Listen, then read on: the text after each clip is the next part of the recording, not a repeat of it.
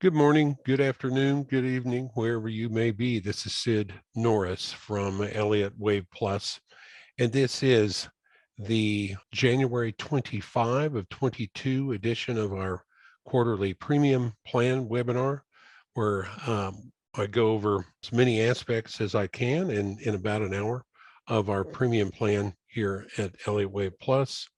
The thing that makes the premium plan different is the automated trading signals that it provides for premium plan subscribers on a nightly basis. Before we get started, I'd like for you to be aware of my disclaimer. It's at my website, elliottwaveplus.com. You go there and scroll down to the bottom of any page on the site and look for this Terms of Service Disclaimer tab. Click on that, and there is the disclaimer. If I were to summarize it in one sentence, it would be there's risk of loss in all trading. But please go there and read this in full. There's more to it than that. Such things as past performance is not indicative of future results. These are things that we must, by law, include on our disclaimer, especially if we are producing automated trade signals, as we are with our service.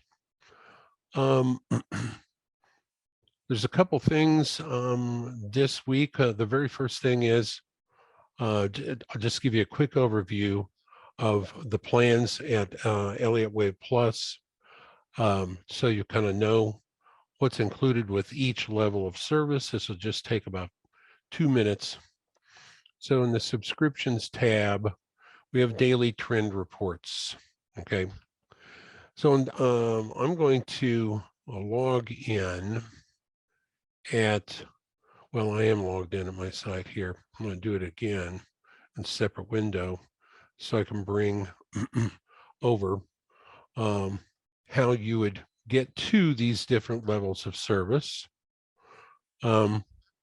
First is you would, when you're logged in, so when you have a paid plan, you have a login and it knows what you're subscribed to at our website.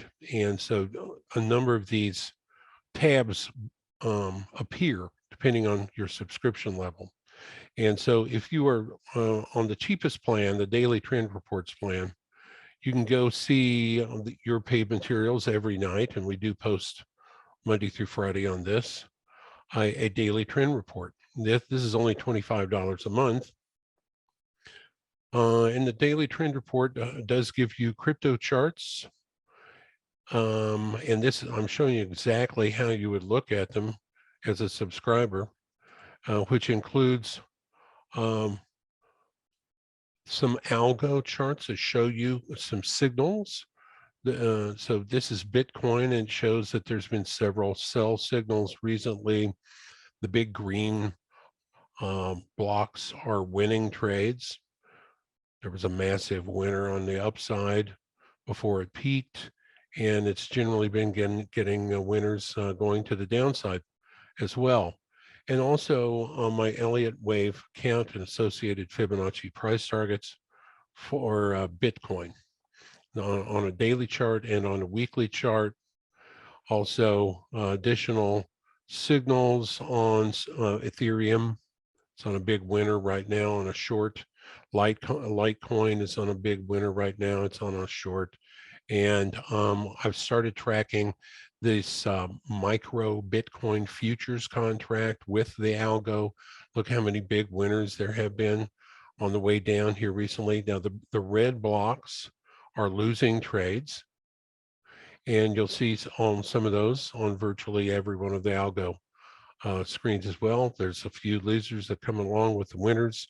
The thing that's so unique about the winners and the way I've designed our momentum algos is they start with an open price objective, and therefore, if there's a strong trend, they'll stick with the trade for longer, and therefore you end up usually with the average winner being about twice as big as the average loser. The average losers are cut short by protective stops.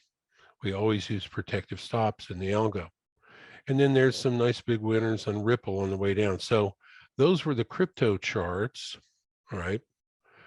And then we can go back and we can look at trend charts. We also place trend charts, and the primary reason to look at these trend charts would be to determine what is the daily trend direction on items that you might be interested in trading. So these are strictly indicator based.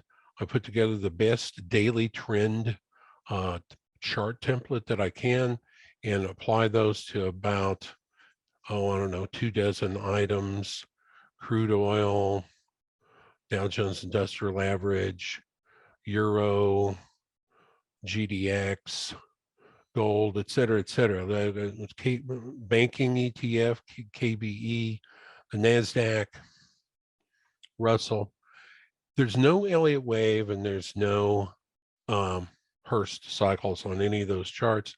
But if someone were strictly a trend following trader, I could see where these charts would be useful to them. I think most of the people that subscribe to our trend plan, the $25 a month plan, are interested in the signals, the algo signals on several cryptos, as well as my Elliott Wave count on the cryptos, which, by the way, has been outstanding recently. And it's been bearish, and probably more bearish than most any other wave counters out there. And so far, it's been really quite excellent from the top on November 10 after a clear 5-wave up structure into that high. So that's the trend plan. It's only $25 a month. I am frankly surprised how many people we have on the $25 a month plan. It's probably simply because of the price, but to be honest, they're not getting my best work at all. For that, I think you've got to move up a ways. One other thing about the different levels of subscription is each price level that you go up in the subscriptions gets you everything under that. So for instance, if I hit subscribe right here, so for $25 a month, you get these items. Then the basic plan, you get all of the stuff that was in the cheaper plan, plus you get my screenshots on Wednesdays and on Sundays of many dozens of tradable items, and those would be my Elliott Wave and Hurst Cycle analysis screenshots. Then the next level up, it's $100 a month, and you get everything that's in both of these lower plans. Plus, you get a weekly webinar. This last weekly webinar that I did, I knew there was something huge and important coming up in the markets, and it took me 5 hours to cover everything. Typically, that webinar averages about 3 hours long. By the way, if you've never subscribed before to my services and you would like to see my 5-hour webinar from last week, Sunday, that's just 2 days ago, and see all the things I was talking about in that webinar, many of them have been extremely important these first 2 days a week, and they're going to continue to be very important on through the rest of this week. Tomorrow, the Fed talks. If you really can't stand the idea of subscribing to anything, but you might take one look at a 5-hour piece of work that I did just 2 days ago, send $25 to Sid at Elliott Wave Plus, and via PayPal. So that's my email address, Sid at elliottwaveplus.com. And that I have that's a PayPal account too.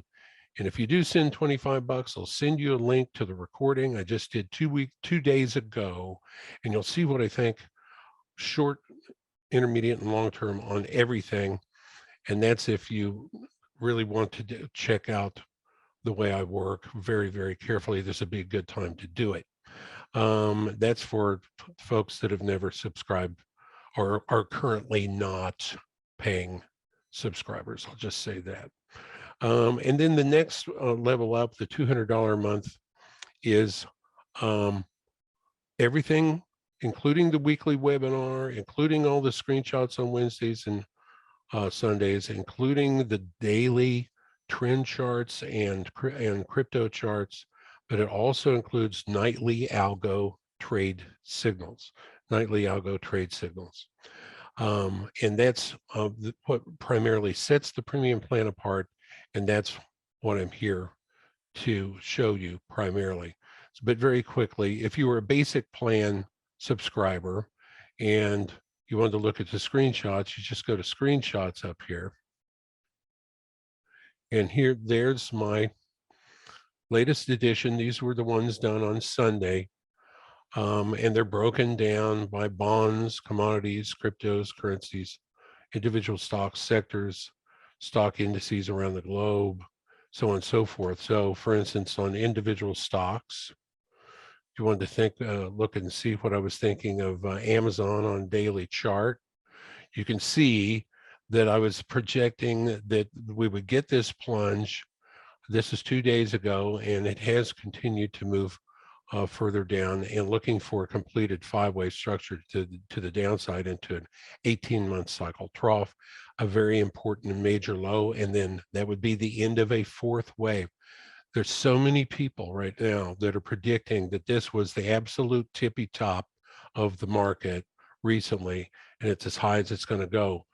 But all you have to do is look at several individual and very important stocks and look at something other than the S&P. So a lot of people have tunnel vision, and that's all they ever look at. I look at hundreds of different items, and that many times there are many, many clues in some of the other items that there's no way we just saw the tip top of the market, a la the way Prechter has been trying to call for 20, 30 plus years now, because the subdivisions and the Fibonacci targets have not properly been hit for a major top. For instance, in Amazon, this was 3 waves up into that top. All of this sideways movement ever since August of 2020 is obviously a 4th wave. Now I'll go into that later, but it's just now finishing a 4th wave. It just needs to finish a 5-wave down structure into a Hurst 18-month cycle trough. And then I believe that we're going to go on up to new highs. That's just an example of one of the clues I'm going to talk about today. So that was the, I've shown you now the screenshots and the webinars. And as far as the webinars go, that most recent webinar is right here. That under the webinar tab, if you are a paying subscriber on a plan that includes our weekly webinars, you'll see that tab when you're logged in, and you'll be able to go in and look and see my full recording of the webinar here, which, as you can see, was 4 hours and 46 minutes long. That's way too long. I normally don't do that long, but I felt like we were moving to a critical juncture and spent a lot of extra time on things. And then you also, once we post that, just a couple hours after the webinar, maybe just an hour after the webinar is finished, a couple of hours after that, we post another webinar. It's another rendition of that same recording, where you get an on-screen menu where if you are really only interested in gold and silver, you can jump directly on the timeline to my coverage of gold and silver. Or if you're interested in mining stocks, then it jumps directly to my coverage of specific items. And that's very, very helpful to people that don't have time to sit through a multi-hour webinar. And that's posted also on Sunday afternoons, just a couple hours after the recording, the initial full-blown just Zoom recording. And then finally, on the premium plan nightly algo reports, if you are a subscriber, you get one of these tiles every night to look at. This was the tile for tonight, January 25. So now we're starting to get into exactly what a subscriber sees with the premium plan. First of all, they get an executive Excel report that shows you. I'd like to enlarge that more if I can. It shows you, I guess I'll just go with that, what my current Elliott Wave count is on a particular item. This is the Dow Jones Industrial Average YM futures contract. The Hurst analysis, what it's suggesting. If there's a signal that night, if there's a new buy signal, this would all be colored green. If there was a new sell signal, it'd all be colored pink. And if the trade management was required, if it was involved with a trade already, and like it either got stopped out or the algo was suggesting taking profit or exiting the trade or changing the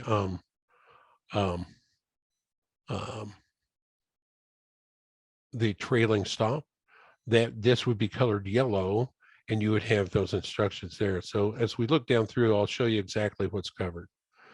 Dow Jones Industrial Average Volume contract, S&P ES contract. We're going to spend a lot of time on that one tonight. On the S&P, I also show signals on the 2 times bullish SSO ETF, as well as the 2 times bearish SDS ETF. The NASDAQ NQ contract, and then 2 different leveraged ETFs, one bullish and one bearish on the NQ, on the NASDAQ. The Russell 2000 via the RTY futures contract. Also a 2 times bullish and 2 times bearish ETF on the Russell. Notice that on some of these items, we have sentiment data. For instance, on the NASDAQ tonight, the DSI, the Daily Sentiment Index, which is the current percentage of retail traders that are bullish, came in at 17. That's a very low number. There's not very much bullishness out of the retail segment right now. And on the S&P, it closed at 25 tonight. Why is that important? We'll show you in a minute, because we send out nightly screenshots to show the sentiment conditions and the spread between retail positioning and commercial positioning on as many items as we can collect that information on. But the reason retail sentiment is important is if it gets low enough, that usually marks important lows in the market. If almost all of the retail traders are bearish, like they are right now, that often triggers a short covering rally at the very least, and potentially a major trend change to the upside. And that is the kind of where we're at right now. This webinar, just yesterday, Monday of this week, January 24, for anyone watching the recording sometime many weeks or months after the fact here, yesterday, for instance, the Dow Jones Industrial Average at one point during the day was down 1,150 points, but then it closed up 100 points. And then today, we had another wildly volatile day. At one point, the Dow was down, I think, 650 points. Then it rebounded and it was up over 350 points, and then it closed down like 60 points. Huge volatility right now. And then tomorrow, a very important Fed announcement. They've been talking tough against inflation, like they want to taper all of the bond buying they're doing and start increasing interest rates. The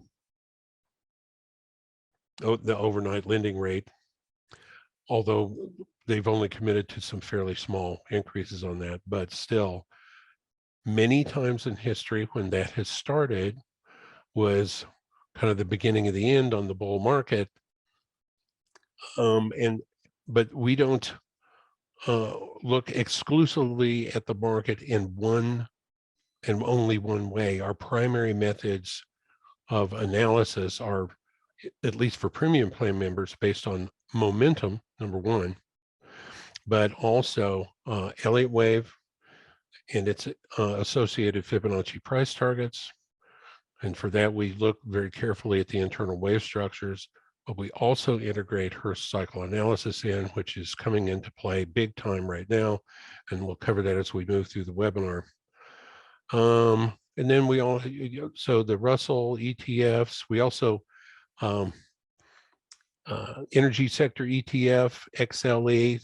The XLE has produced 3 of the biggest winning trades in the recent year of any of the algos we have here. Also KBE, the financial sector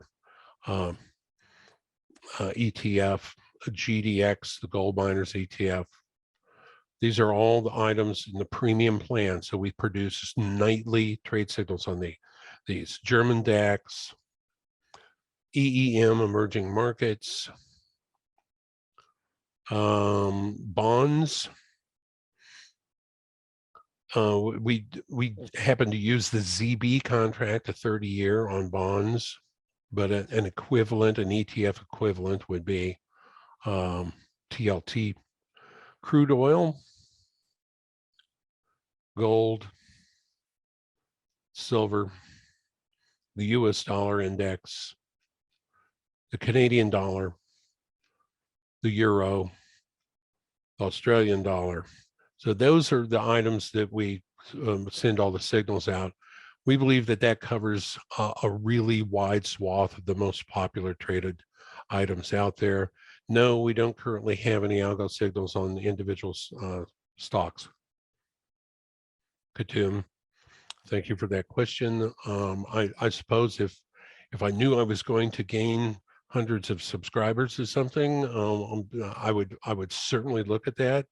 And if anyone watching this webinar after the fact thinks that they would definitely subscribe if I also added signals on like the FANG stocks here, for instance, let me know in an email. My email is sid@elliottwaveplus.com, and Elliott has 2 L's and 2 T's.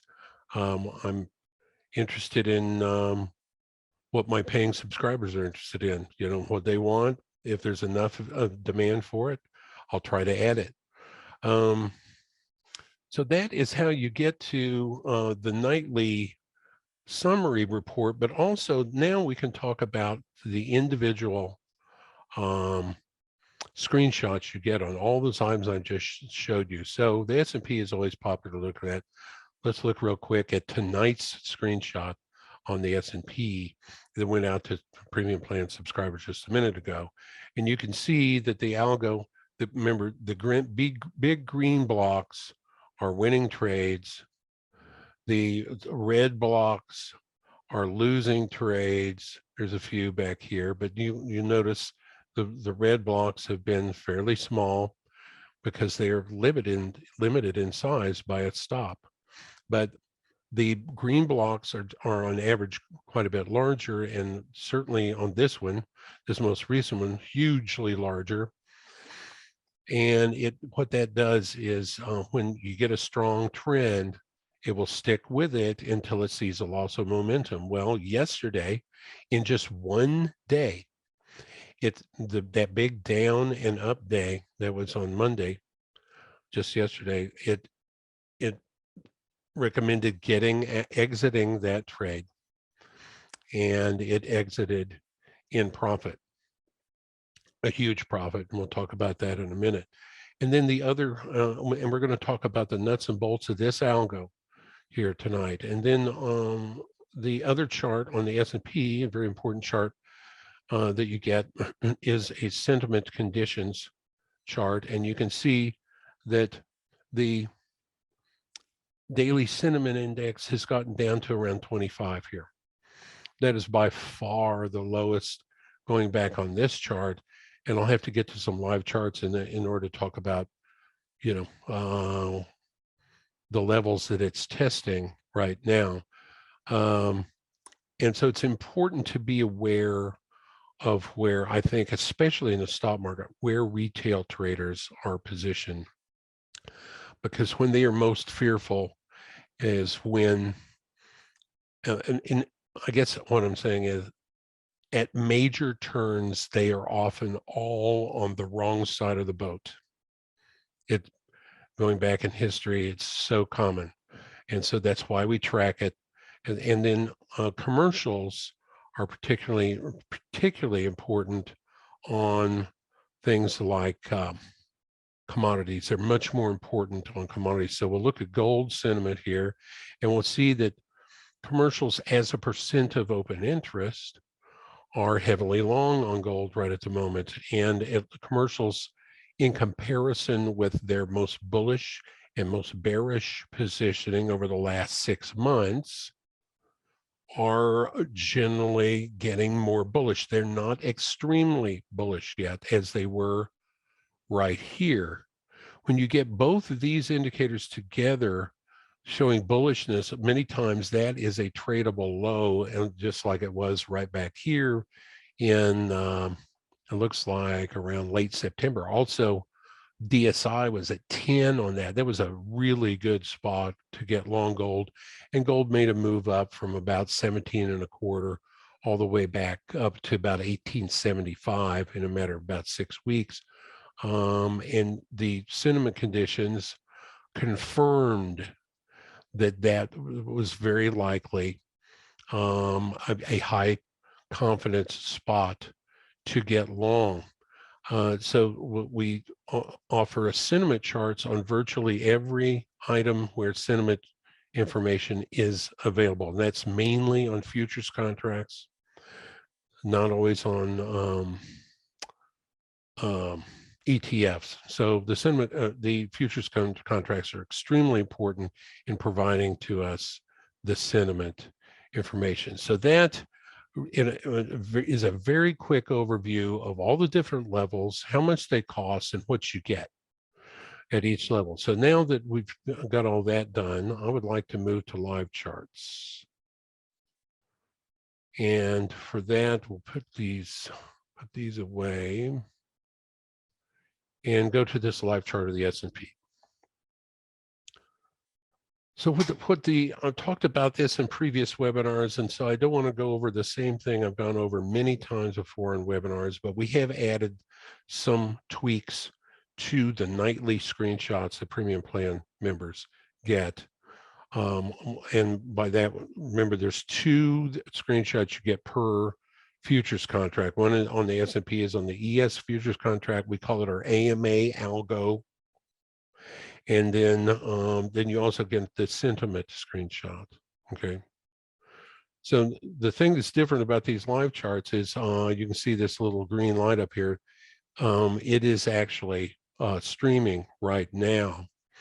But this shows you the size of this winner that was just produced in real time, no question.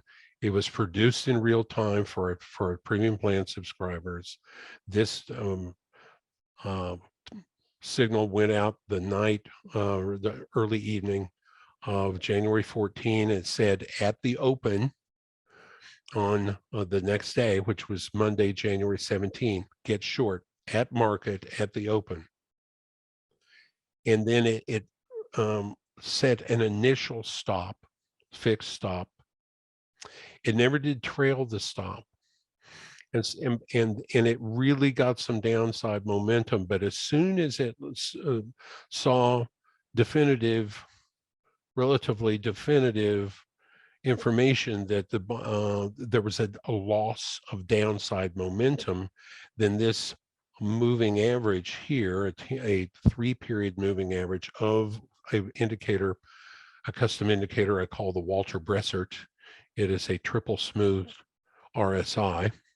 And walterbressert, I mean, he was one of the pioneers of technical analysis. He did most of his work back in the 70s on mainframe computers. And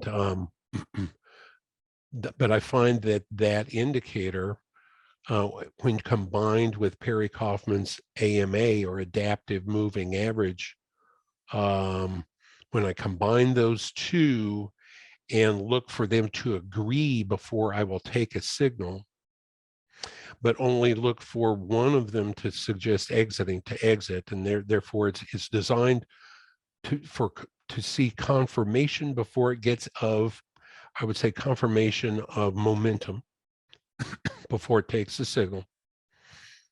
And then it gets out pretty quick. It tries to ring the register pretty quick. It doesn't necessarily look for confirmation from both indicators to get out. For instance, this walterbressert gave this, hey, get out of your short position signal right here, this green block that also appears right here. It gave that signal while the adaptive moving average was still moving and sloping aggressively to the downside. But it still allowed for a $13,000 winner. And that's trading one contract at a time. All of our back tests here are counting on trading one ES contract at a time. Now, if you have a smaller account and you'd like to trade with a little less volatility, you can always trade these exact same signals using the MES micro E-mini contract. So one of those is worth 1/10 of this. It moves identically, but each tick is worth 1/10 as much as each tick here. So let's get back into the nuts and bolts. So I look for agreement on those two indicators. I also show on this chart the daily sentiment index so that you can use a single chart to kind of see where we're at on the daily sentiment index. And I also use the daily sentiment index as a filter. And based on 3 years of back testing, if the daily sentiment index gets below 6, this algo will not take a new short position. Well, it hasn't hit 6. It hasn't hit single digits yet. So if it got another sell signal next day or two, it would take it. It wouldn't be filtered out necessarily because the DSI was too low. But those thresholds of 6 and 87. So if the DSI, if over 87% of retail traders are bullish, it will refuse, the algo will refuse, based on backtesting, to take any new long signals. Why? Because it doesn't backtest well. It hurts the overall profitability of the system. But I've got more filters, trade filters going here than that. 2 additional ones that I've added lately is when you get a sell signal, if there's a little circle above it, that means that the sell signal candle was inordinately large. You know how you'll see all of a sudden, just like what happened right here, you'll see the market be very quiet, and then all of a sudden it'll explode in a direction, and it'll do it all in one day. So you could just short it and hope that it didn't retrace much.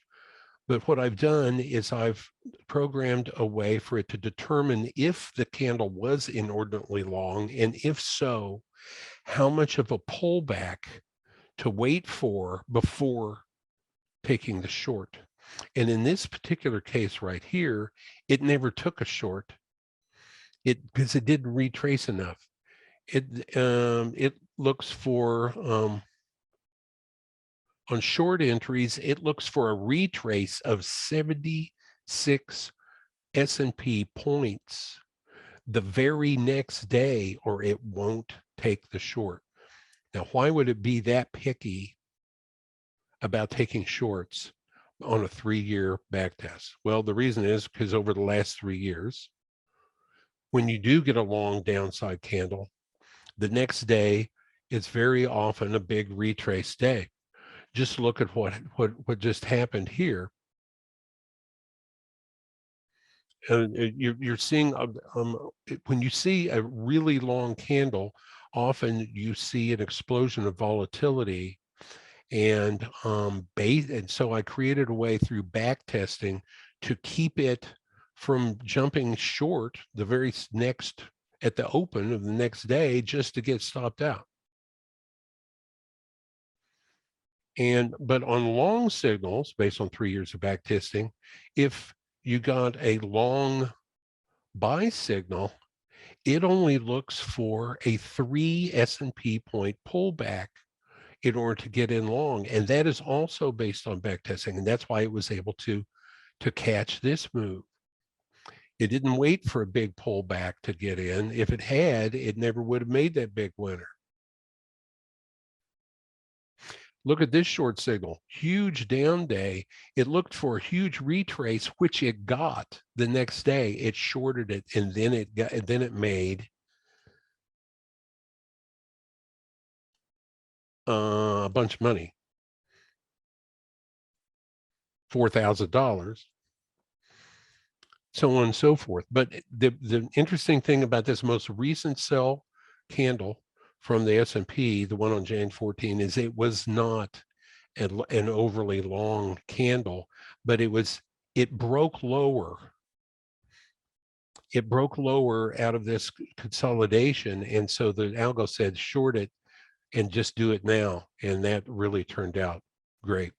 So I've got some additional filters that have been put in here, and to be honest, they have created an algo here with the S&P now that is putting up some of the best numbers I've been able to program into an algo on a 3-year back test. So here's the 3-year back test.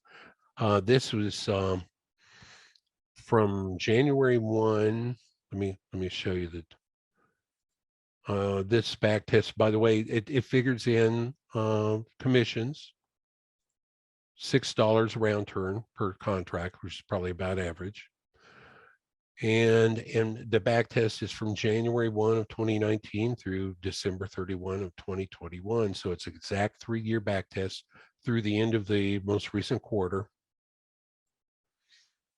Here's all the parameters that I looked for, including, the threshold on the DSI, how big of a retrace to look for longs as opposed to shorts after a long candle. The settings on the adaptive moving average, the settings on the moving average of the walterbressert, and the initial stop loss amount. And so when I run that a back test, it shows me that over that 3-year period, it took an account size of $18,305 to start with, and it packed on an additional profit on top of that of $104,000 and some change. Now, we take that stat and we build it into these boxes here so you can read it so this will stay on the chart for the entire quarter. The net profit over the last 3 months, and this back test was on Jan 1. The number of trades during the 3 years was 90. That's right here. 57 winners, 33 losers. That's one of the best winning percentages we've had with this algo. It's really unusual to get that kind of a winning percentage when you are using an open profit objective. So it uses a fixed stop and no trail, And then what it does is just simply waits until it gets a walterbressert. Sometimes it'll get it quick. Sometimes it's a losing trade, but what ended up happening was that the average winner was $2,577, and the average loss was $1,285. So, well, that's a 2-to-1 difference. The average winner was 2 times the size of the average loser, and the winning percentage was winning almost 2 out of 3. So it's no wonder. I mean, this is putting up some of the best stats I've ever programmed in. This is the equity curve going back 3 years. So this is basically profit. So you can see right off the bat that that zero line is the total amount of profit. It lost a little money in the first trade, and it took it about a month or two to kind of get itself going up with some upward momentum. And it was during this little drawdown right here that was the maximum drawdown that occurred during the 3-year period from the highest point of equity that it had achieved so far. So for a minute there, it dropped back $4,574. But as you can see, it's put up $104,000. And there's some other really important or really interesting stats I can show you that have happened on this algo. One is long trades. Out of those 90 trades over the last 3 years, 73 were long trades, and that brought in $83,000. The average trade brought in $1,140. Short trades, believe it or not, the average winner on short trade was actually slightly larger than the average winner on the long trades. 1,249 dollars profit per long trade, but it only went short 17 times in the last 3 years. And let's see here. There's some other stats that are involved back here, like Monte Carlo analysis on that same 3 years. If they shuffled the trades, the equity curve still, and just randomized all the trades, it's the equity curve still generally moves very smoothly from the lower left to the upper right.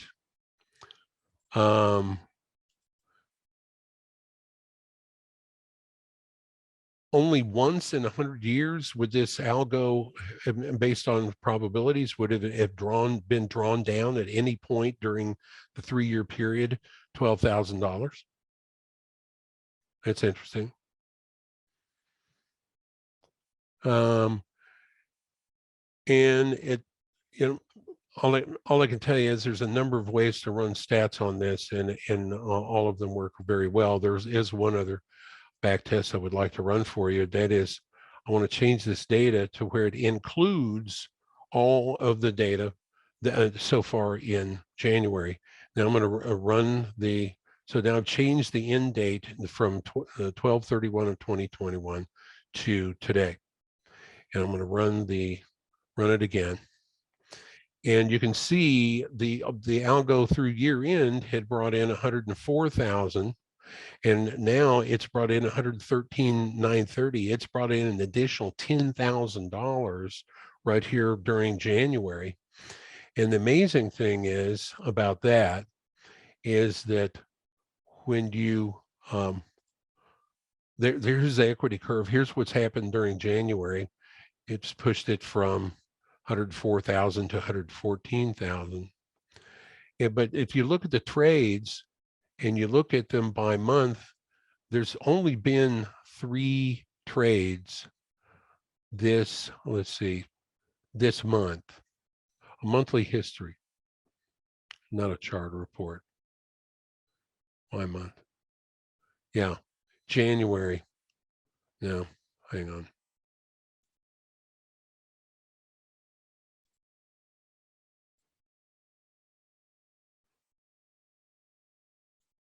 There we go.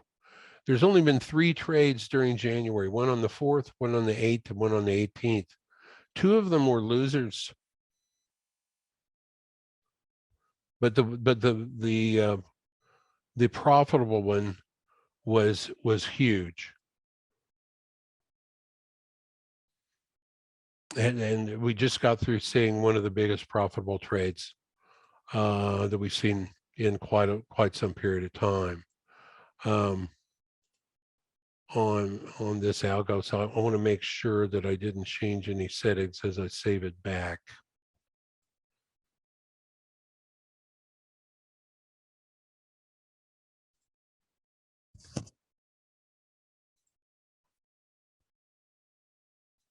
Does anybody have any questions? Yeah, I want to make sure I had the dates set back. Yeah, I do. Anybody have any questions at this point about the algo?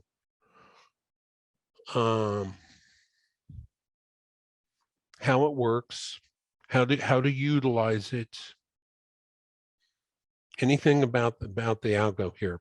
And the reason I want to finish potentially up with the automated signals portion of the webinar is I did promise in the invitation to the webinar that if anybody had any additional questions, and that could range to anything I do. That could be my Elliott Wave, my Hurst analysis, what I think is going to happen tomorrow, anything at all. I'd be happy to invite any questions. If there's no further questions about the algo or the sentiment template that I show, is there anybody that would like for me to cover something else, as long as we're here tonight, that might be on the forefront of their mind right now in the markets? Oh, and by the way, I want to remind you, if you're not a regular subscriber and you want to see that last webinar where I go over extensively everything, and I also go over some premium plan stuff, send me $25 on PayPal to sid@elliottwaveplus.com. And as soon as I get an email that lets me know when that $25 comes in, and then I will send you a link to the webinar recording from 2 days ago.